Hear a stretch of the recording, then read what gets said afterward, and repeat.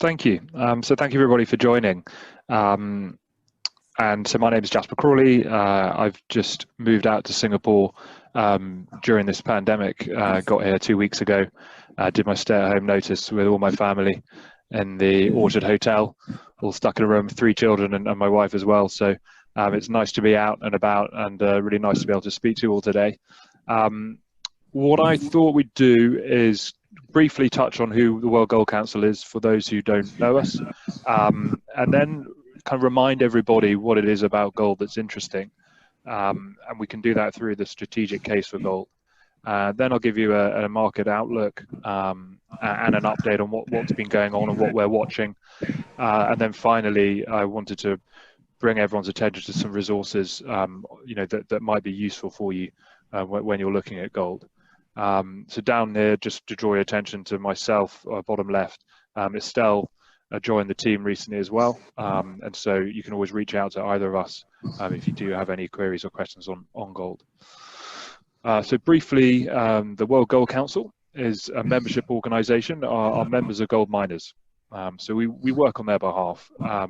The reason why what we do on their behalf is really that they realize they spend a lot of time promoting themselves as investments, and they compete with each other to produce gold at the best possible price. They realize that they didn't really spend a lot of time talking about the underlying product that they make or create or dig out, and they realize that it is identical. They all produce exactly the same thing. So it would be in their interest if somebody perhaps would do that for them. So that's the role of the World Gold Council. We do a lot of different things. There's a lot on this slide, but if I just draw your attention to the bottom, the circles on the bottom left. Look, Estelle and I work in a team to help get data out to the market. Data is really important because investors recognize that if they don't have sufficient data, they can't make an investment. So we help produce a lot of that data. Analytics, and I'll show you some later on our website. Research is there. It's available for everybody, and I can show you again on the website. And then market knowledge. So that's what I'm doing with you today, is sharing some market knowledge with you. Then finally, there is other teams in the organization that do things like work on policy and infrastructure. It's not what Estelle and I do, but it is quite interesting. For example, they're working with Russia at the moment to have VAT removed on gold, in the hope that that might increase a bit of gold demand in that region. On infrastructure, we're working with the Indian government to help create a spot exchange and a bullion banking system in India. So it's kind of some of the other things that we do in the organization. So I thought it would just be useful just to review a case for gold, just briefly understand kind of what it is about gold that makes gold an interesting investment. And so the first thing that we look at is the returns that gold produces. And I often get this kind of objection around gold that it doesn't have an income stream. And because it doesn't have an income stream, it doesn't produce any return. So what we've got here is a chart that has a lot of things that investors will hold in their pension and hold in their portfolios, and then gold's returns alongside them. So you can see the last 10 years have been okay for gold. You can see, I think it's US stocks, that really have outperformed in the last 10 years. You can see commodities. If you decide to hold, say, a commodity index instead of holding gold, you can see you'd have been significantly worse off. If you look at gold or a 20 or a 20-year basis, perform very well. But if you go kind of long-term returns, you can see that gold's returns are not that different to the other things that investors hold in a portfolio. And so we think it's one of those assets that therefore should be held alongside them strategically. When we look at how gold behaves, I think this kind of chart, this slide is quite interesting. This is gold's correlation to the S&P as a proxy for growth. Let's call it the S&P proxy for the market in different market conditions. So gold is the gold bar, and the red is actually commodities. So you can see that in a good week for the global economy, when the S&P is up by more than 2 standard deviations. What's interesting about gold, and quite often unexpected, we hear from investors, is that gold's correlation to the market is positive. So gold has a link to economic growth, and that'll come through jewelry demand, it'll come through technology demand. That makes up around over 40% of gold demand, basically. So there is that link there. Now, when the S&P hasn't done a lot, so within plus or minus 2 standard deviations, gold's correlation is basically zero with the market. But then where gold, really comes in, and this is why gold is well known, is that when the market is down by more than 2 standard deviations in a week, so you imagine GDP contracting, poor PMI data, on a week like that, gold's correlation then flips to negative. So the market is dropping, and you can see less consumption, so oil and copper and things like that remain positively correlated to the market and drop with it. And that's where gold comes into its own, and that correlation flips to negative, and gold will have a good week in that environment. So, it's unusual to find an asset that can do that. So we like to point that out. Liquidity, I just do get this objection quite often that gold is illiquid, and so we thought we'd dig into the data and just demonstrate whether it is or it isn't. And this often, catches European investors out, because you can see that gold, if you add up, what we have here is OTC transactions in London, the futures transactions on the COMEX, and then ETF flows. And if you add up those on a daily basis, you can see that the kind of notional value is actually greater than what's traded in euro sterling on an average day. So, the idea that you can't convert gold quickly and easily into cash is just false, in my opinion. So this demonstrates that. And the other part, thinking it back to other things you hold in a portfolio is certainly in Asia, I've seen a lot of investors like to hold real estate. And real estate is something that gives you, good returns over the long term. The difference really with gold is that it's difficult to get out of real estate when you need to and when you want to. And so to have something again in your portfolio that you can convert to dollars easily, quickly, is very useful. Finally, we get asked a lot, right, how much gold should I own? So this, this graph shows you, we took a standard US pension portfolio, diversified portfolio, from the consultants Willis Towers Watson, and then we added gold to it. Can you mute your line, everyone, because I can hear a bit of feedback there. You can, yes, so we muted, sorry, I can still hear, Javette, I think maybe can you mute your line? Yeah, perfect. So we added gold to this portfolio, and you can see that your risk-adjusted returns improve the more gold you add, but to a limit. It looks on this particular basis around 5% is a good amount of gold to hold, but it really does depend what you own. So the more equities, the more risky assets you own, the more gold you want to own. If you've got a portfolio that's purely bonds, fixed income, you can afford to own less gold with a portfolio like that. So it is individual to what you own. Right, so let's go on to market update and what's been going on. So you'll all recognise this in August. Gold hit a new all-time high. Interestingly, when you look at gold on an inflation-adjusted basis, I think we see the all-time high around 2,700. So potentially more room to go. But it's hit an all-time high. There's been weak consumer demand, strong investment demand. Central banks have slowed their purchases, and I'll show you what the supply looks like as well and how that's been affected by coronavirus. So again, you'll probably be familiar with this chart.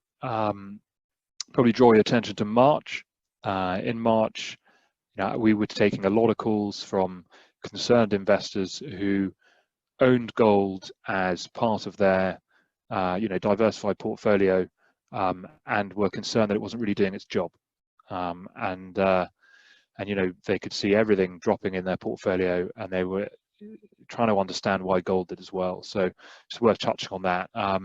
What we saw in March was a lot of leveraged investors getting out of everything, and at that time gold wasn't going to be untouched. There were a lot of leveraged investors within gold too. So gold did go through a correction during that period, but you can see that it came back very strong. Interesting at the moment, you can see the moving averages all fanned out, which indicates a pretty strong trend for gold at the moment. And then lastly, I guess since the peak in August, going through a correction phase.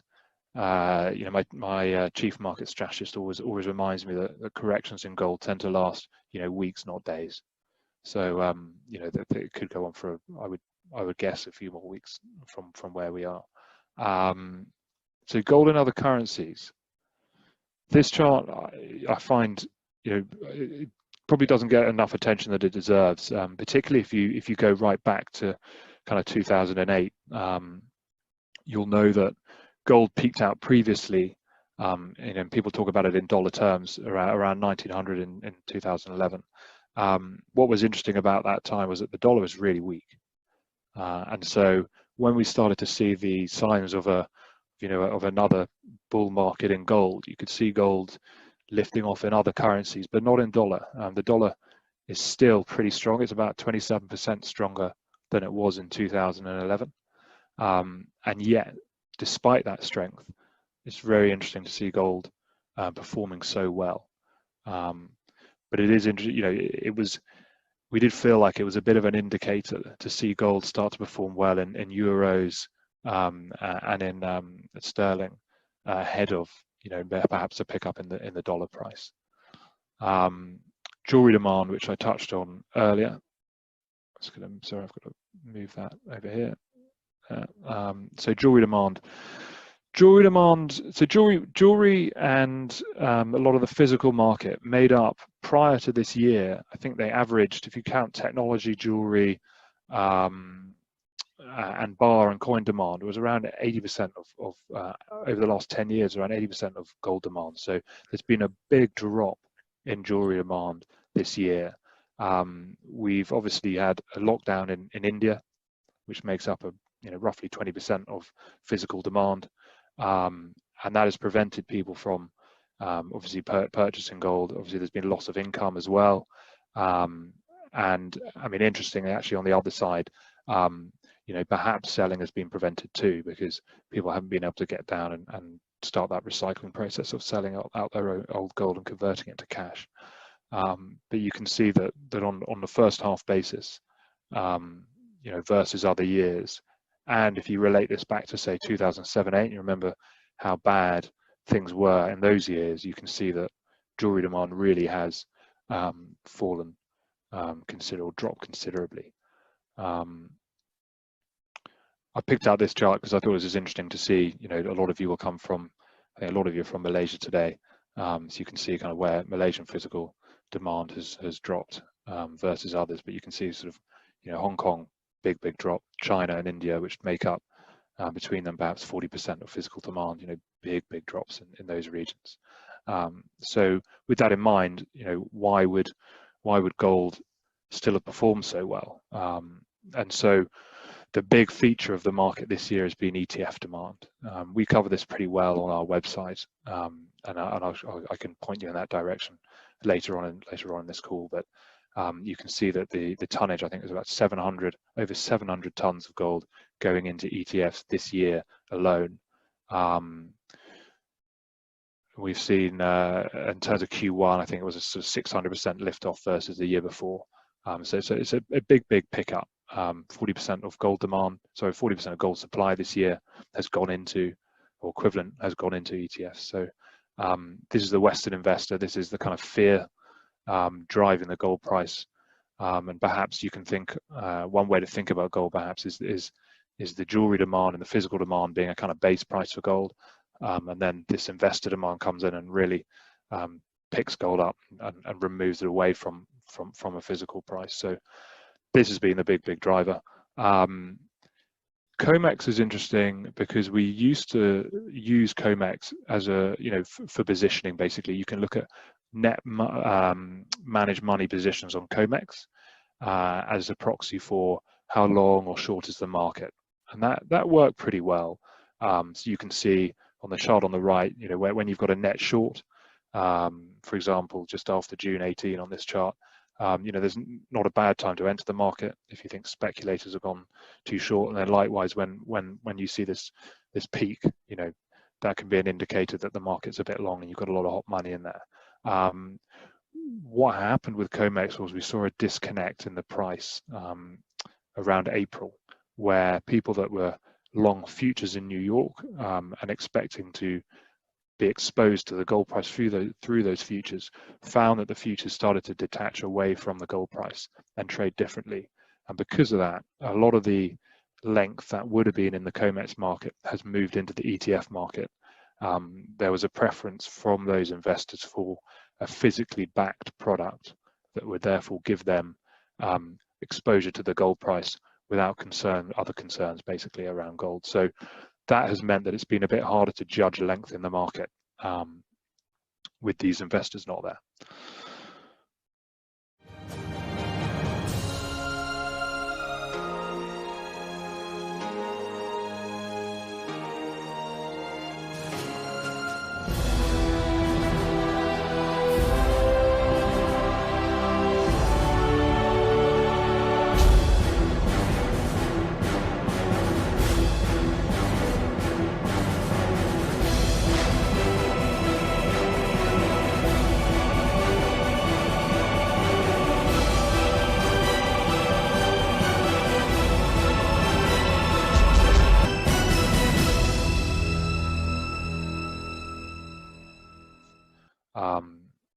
Over the last decade or so, and you can see that actually, in 2020, despite a higher gold price, central bank purchases, have been pretty decent. We expected them to slow down in 2019. We got that wrong. I suppose it was a nice surprise. The purchases picked up further. So this year again, we were expecting a slowdown, and it appears that has come to an extent, but it's by no means been a bad year for central bank purchases. Production. Gold production this first half of this year was down around 5% versus the first half of the year before. And a lot of that is related to coronavirus. As you might expect, various mines had to halt production. Production was affected. What's interesting about gold production for me is this concept of peak gold, which is the idea that can miners keep producing and increasing the supply of gold. And so prior to coronavirus in 2019, we saw gold production down 1%. And so there are question marks about whether we've seen peak gold production now. This year, obviously, you got a drop, but people will say it was virus related. So the numbers that come out in 2021 and 2022 are going to be really interesting to see whether miners can get gold production back up, or whether we're starting to see a drop in production. As we know, gold is a finite asset.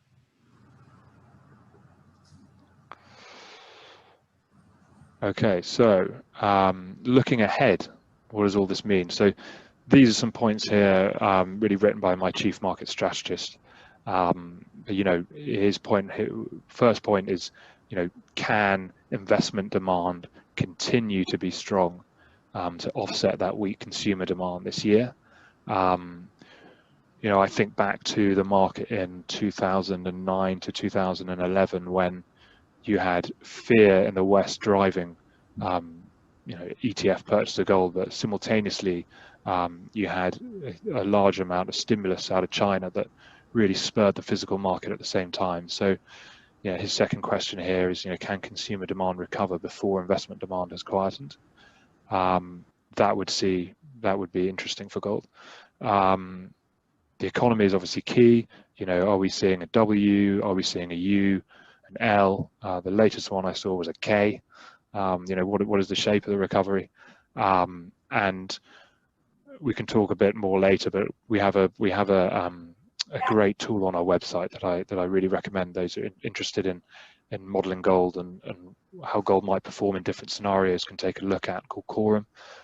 It's on the website, which is goldhub.com, which I'll show you that later. But it can help. You can input your own, so you can input whatever you think US GDP is going to be, where you think interest rates are going to be, and it'll give you an idea as to how gold will perform in those different market conditions. So finally, on the kind of forward-looking element, I challenged my chief market strategist to, I said, look, you talk too much. Give me 3 things that are interesting that we should be watching for the rest of this year. And so he pulled out these ones. So one is real rates. We haven't really touched on real rates yet, but many of you who follow them will know real interest rates have been negative. And Powell has more or less explicitly said he wants inflation to run a bit hot. So with that in mind, and with the low interest rate environment that we're in, it's obviously a positive environment for gold, but it is worth keeping an eye on real rates.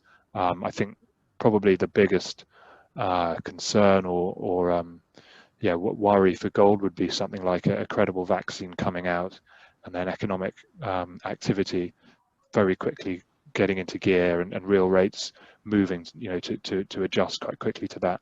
That would probably see a lot of the hot money come out of gold, and would be a concern for gold. But the correlation with real rates is one of the strongest correlations I've seen around gold. So you've got to watch real rates. Another thing to watch going forward would be ETF flows, and I think this is really a proxy for investor demand. We know, as we've said, investor demand has been very strong this year. Can it continue? So the second thing he'd be keeping an eye on would be ETF flows. Are they remaining strong? And they're still positive in September. I think that's something like the 10th month in a row for ETF flows. And then finally, the third thing he'd keep an eye on would be something linked to the physical market. Here, he's picked out the physical contract on the Shanghai Gold Exchange as a proxy as to whether he sees physical demand starting to pick up or not. Other things you might watch are things like the premium in China versus London, or the premium in India versus London. And so that's really a kind of outlook and a what we'd be watching in the future. I do want to draw your attention to goldhub.com for those who don't know it. This is a website that we put together. I mean, literally for you guys. It's for investors. On there, you can download. You can get a lot of data. You can download it into Excel and have it on. Use it, play with it, do what you want with it. There is research written by my team. I think I've got 8 analysts now, which is more resources than I had in any investment bank. And then there are tools on there too, such as Quorum that I mentioned, where you can go in and tinker with the model and put in your own inputs and run it to see how gold would perform. So there's a lot of stuff on this website that I highly recommend you look at. And here are our email addresses. Do reach out if you've got questions on gold to Estelle and myself, and we'd be very happy to help. So Devet, if you're there. I'm here, yes. Right, yes. So I just wondered whether anyone had any questions or anything particular you wanted to discuss. I hope I've answered or some of the queries you might have had on gold today. Yeah, thank you very much, Jasper. I think what we'll do is just give anybody an opportunity to ask their questions and have a bit of a Q&A session. So if there is anybody that has anything to ask, please go ahead.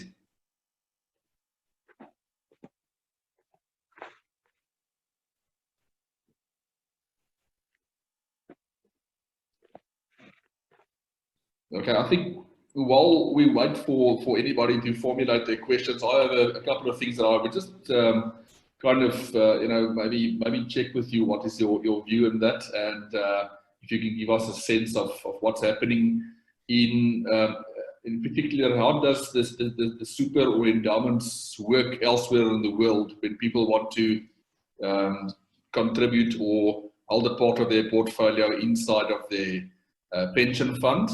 Can you give us a sense of how it works elsewhere? I mean, so we're doing a lot of work, globally. Actually, probably started out of the US, and then spread into Europe, where I was working prior to here. and we're hoping to come into Asia and help people on this sort of subject.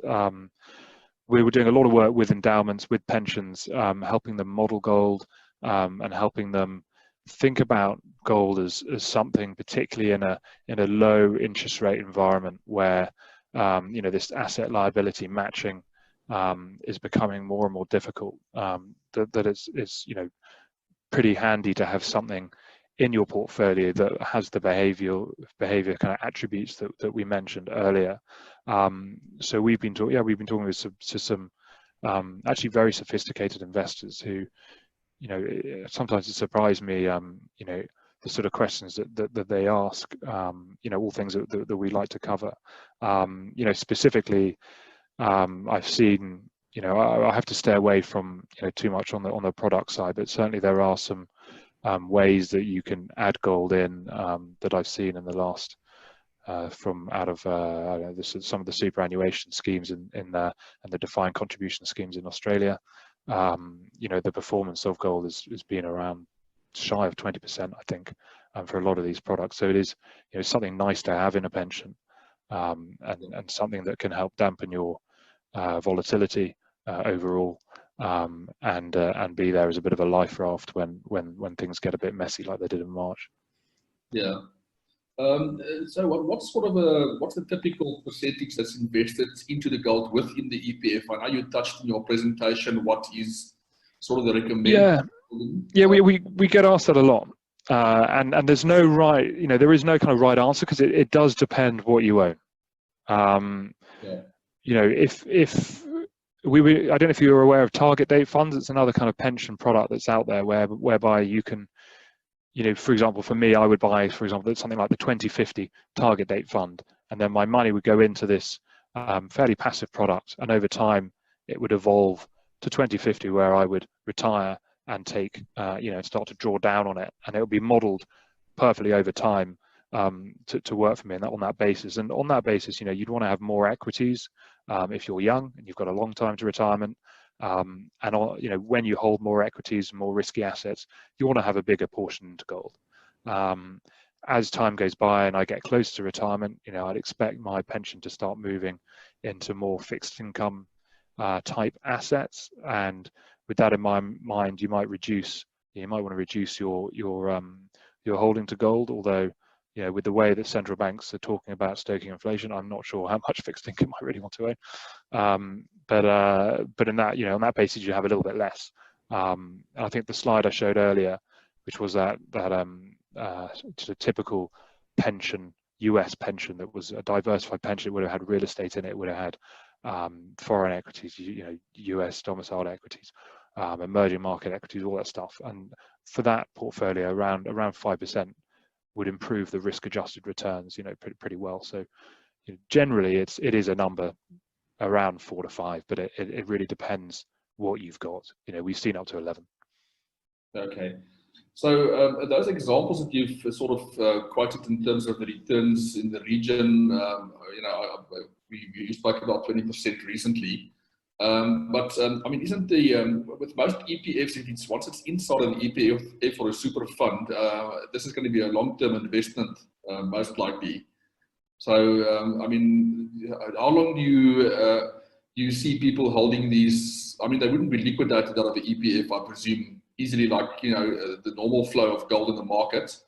So I mean, the long-term trend of gold has been quite good over the last 30 or 40 years. I think that even exceeds that outlier of 20% of last year. So do you tend to see people keeping it for a long time in the EPF, or is this sort of a recent development that the regulators start allowing people to hold the gold inside the super funds? Specifically on super funds, I don't know the answer. In terms of the way that people are thinking about gold and holding gold, in the last year, and this is happening in Asia, by the way, as well as the other areas that I've been working in globally, we are starting to see less of this hot money, this kind of, I want to take 10% out of the market and get out, and more of these pension type investors who recognize that recognize what gold can do for them. They recognize that we're in some fairly unpredictable times, and that they need to start to perhaps spread their bets a bit wider and diversify their portfolios.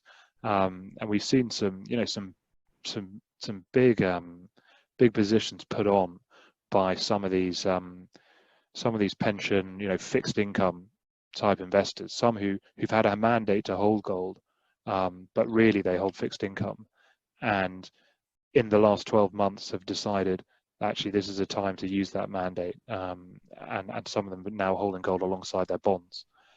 So it's those sorts of investors we don't expect to get out when the market gets a bit choppy, as it has recently. I definitely see them as longer term investors now. And I mean, generally, there's I think obviously it depends on the tax laws of the various countries, but I guess they should be, these are purchased with pre-tax money. Is that right or not when it goes into your super fund? Yeah, I mean, yeah, if you're buying a super, I would expect you to be paid the money gross, right? You'd avoid paying tax. So in that sense, you do get a you get a tax deferred benefit basically. Yeah. So you would be putting 100% of the money in, and then when it comes to withdrawal and crystallizing that pension in whichever year you do that, I'd expect you to pay tax down on it then, and that is a good way to accumulate returns, because you're using a gross number to do that. Okay. So I guess your particular role for moving here in the region for the World Gold Council, can you just elucidate a little bit on that? Is it particularly to promote the uptake of gold in Asia, and can you give us some of I think you've already given us some examples of investors in the US and so on. What's the sense of that locally here in Asia? Yeah, thanks. So look, I mean, as I said, I was locked up in a hotel for a couple of weeks for early September, so I've only just been let out. But my role alongside Estelle, who's joined us in August, is to get out, meet investors, help people think about gold and what attributes it has and what it can bring to their portfolio. I'm not out there just to say only own gold. I think there are a lot of other interesting assets that go alongside it, but I do think that having an allocation to it over the long term does bring benefits, and a lot of people just don't think about it like that. So we want to be working with asset managers, with pensions. You mentioned the superannuation funds, all these types of investors, really to help explain gold better, help them better understand it, and hopefully see more of these guys allocate to it.